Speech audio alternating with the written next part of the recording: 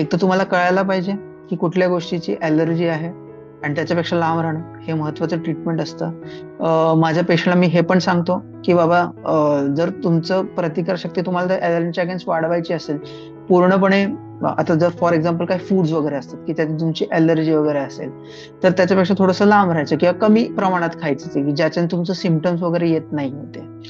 तर ॲलर्जन अवॉइडन्स एक झालं. दुसरं एक आहे की ॲक्टिव्ह सिम्पटम्स असेल तर तुम्ही टॅबलेट्स वगैरे जे आम्ही प्रिस्क्राईब करतो किंवा नाकातलं स्प्रे वगैरे प्रिस्क्राईब करतो, हे तुम्ही घेऊ शकता. त्याच्याने ॲटलीस्ट सिम्पटम्स कमी होणार ते. तिसरी गोष्ट असते इम्युनिटी वाढवणं. इम्युनिटी वाढवणं म्हणजे तेच की बाबा तुमचं झोप प्रॉपर व्हायला पाहिजे, जेवण प्रॉपरली करायला पाहिजे. आता सध्याच्या पॉप्युलेशनमध्ये सन एक्सपोजर हे खूप कमी झाले. सन एक्सपोजर कमी झाल्यामुळे ऑलमोस्ट माझ्या प्रॅक्टिसमध्ये म्हणजे बघायला तर 70-80% ऑफ द पेशंटमध्ये व्हिटॅमिन डी ची कमतरता खूप जास्त आहे. Vitamin D is also a factor which improves your immunity. म्हणून आम्ही कधी कधी व्हिटॅमिन डी पण प्रिस्क्राईब करतो लोकांना, जे लॉंग टर्म साठी घ्यायचं असतं ते. जर खूप जास्त अगोदर टेस्ट करतो की किती कमी आहे आणि त्या हिशोबाने प्रिस्क्राईब करतो की किती प्रमाणात घ्यायचंय ते. तर सन एक्सपोजर, जसं मी सांगितलं, सन एक्सपोजर पण व्हायला पाहिजे. तुमची फिजिकल ऍक्टिव्हिटी पण चांगली असायला पाहिजे. फिजिकल ऍक्टिव्हिटी जेवढी चांगली असेल तेवढी तुमचं ऑब्व्हियसली इम्युनिटी पण वाढते.